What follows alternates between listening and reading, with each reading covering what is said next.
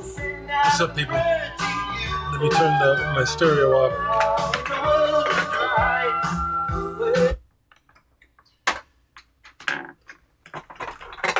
I'm playing records, and so I figured, well, for a minute I was like just gonna pass on the morning routine like I do when I make videos. I do it first thing in the morning. But the truth of the matter is, more car troubles. So I had to put the car in the shop this morning. So I'm stuck at home while it's getting done, water pump and something else. You know, that car was given to me, and I do appreciate the gesture. It was, but I have just driven it and done minimal maintenance on it since I've had it. And I don't know how many years now, I might have had that car maybe 5 years now. I don't keep track. So my nephew Kareem thought it was kind of suspicious that I just put the $1,200 in the car and all of a sudden something else goes out. Like maybe the car was messed with. I can't speculate on that. What I just said is probably what is more likely true, which is it was time for some updates, upkeep. So it sucks because the bill is high, but I'm getting it done.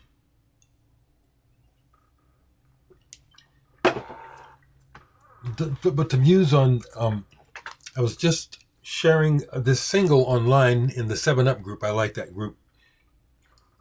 I really like this song, and George Harrison still is my favorite Beatle and always was, as well as how I related to the fact that Ringo Starr and I share a birthday, and Gustav Mahler, yes. I always forget that. The Ringo Starr is what personally has always mattered to me. But I love George Harrison. This is a good song. And,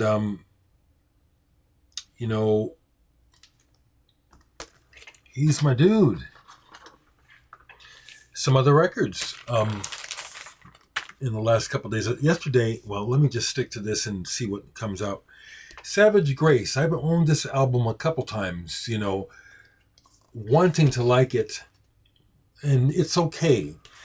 So this time around, I'm keeping it and just accepting what it is. It's that old style. I would venture this band is not from New York. More than likely West Coast or somewhere else in the country. But it's a mixture of hard rock and kind of bluesy country. This was de rigueur back in 1971 is when this album came out. And the album cover is really strange, and for that reason, I always thought to myself, there's got to be something interesting about for this record to have this weird cover. But there's really nothing on the album. There might be something in the words, which I just really ignore because it's just so mundane to me, that might somehow relate to this image, but it was okay. I actually listened to a little bit of this. It was sitting out. I had another visitor yesterday,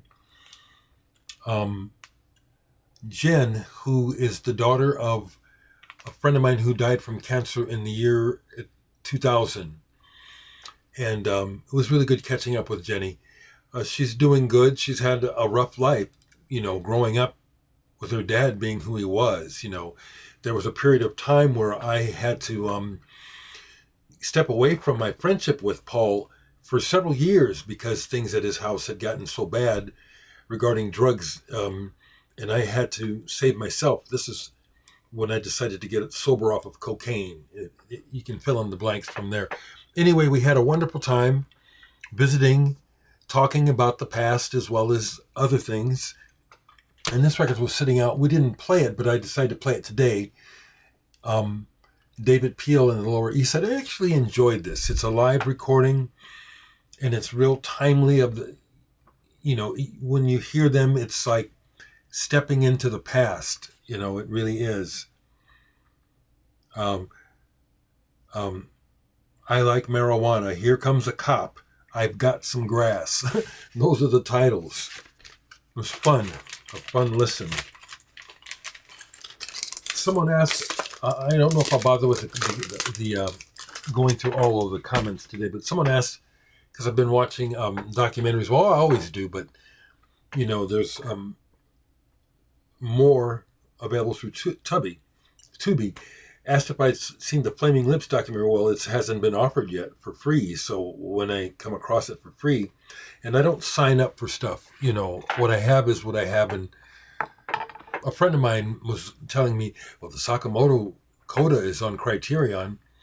That's nice. I'll see it eventually. I don't want to get on Criterion. But I've been enjoying these documentaries, and I just got done watching a documentary about the band Descendants. And part of what I enjoy about watching these documentaries about music is how much of a connection to, how much there's a connection to my personal life. And all the people that I see in these different, documentaries, people that I've worked with, have known, or know, like, for example, the Descendants, RAF, we've opened for them on 2 different of their tours, and watching the documentary, it's like, man, I'm a part of that history. It's like it was before Milo went to school to become a scientist. That, and I was watching The Damned. I didn't see the original Damned, but I did get to see The Damned back in the 80s. But watching the Descendants, it's like all the people, just so many people, Mike Watt, other band members, other bands that have played with. It's like, oh, I know these guys. I play with them. DRI. I was watching this other thing about thrash, the beginnings of thrash metal, which I really relate to. REF is always identified when people ask us what we are. We say hardcore punk, but there's a lot of thrash to what we do, and we've done a lot of shows with thrash bands. DRI comes to mind, and then some of the shows that I would go to and hang out with the people, Corrosion of Conformity. Those were good times. I love No Effects, Soundgarden. It's been fun. That's the other thing I've been doing with my time. The rise of thrash metal. It's pretty good on Tubi. And so I just thought I'd get on and since I'm playing records, or was, let's say hello rather than not saying anything at all today. On Facebook, I left a message for people because I've been noticing people that I know struggling and just, making posts about it, just that they're struggling, that, things aren't going well for them. And so I just posted today, find your strength, you have it. Just left it that simple. Like I could be all bummed and stressed about the fact that I hear have another big bill on my car coming up. On top of that, the cement work that's about to be done, and that's going to be another $1,000 plus, and I live on Social Security, so but I can't, I'm deciding not to be stressed about it. That was part of the wonderful conversation I had with Jenny yesterday, because she has some physical fibromyalgia and more stuff that she deals with, related to her upbringing and other stuff. But her outlook is very zen and centered, and that was good to be in her company and get some of that feedback loop going in my cup, which is to, see how things are, accept them, move through the challenges, don't stress yourself out mentally, because that's what we do. We think about things, and we just shade and color things with our emotions, with our opinions, with whatever, and can create inner turmoil where there doesn't have to be. So I'm just waiting for the call. Your car is ready. Go and pay the money. I'll survive. I should. And I'm just enjoying the day. And thought I'd say, hey,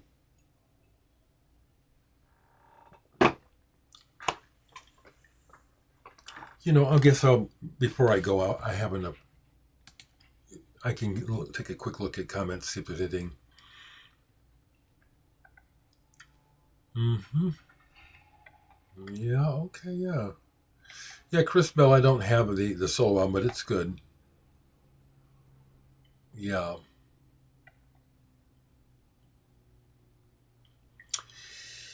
Yes, indeed. And yes, I have that other Curtis Mayfield record, but it's on CD. I don't show CDs much. I've got quite a bit of stuff, quite a bit more material on CD. But I'll just leave it right there. Hope everyone's okay. I'm still just barely looking at the news because to me it's just things are just very bizarre. And rather than getting better, it just appears to be getting more bizarre. It just is really, really disheartening to me how there just seems to be this effort to make people forget what has gone down and pave the way for us to sleepwalk into an authoritarian future. This isn't good for anybody. It's not even good for the people who think it's going to be good for them. So that's why I just have to step away from the news. It's like it's just very bizarre and disheartening. So back to the music. Um, yeah.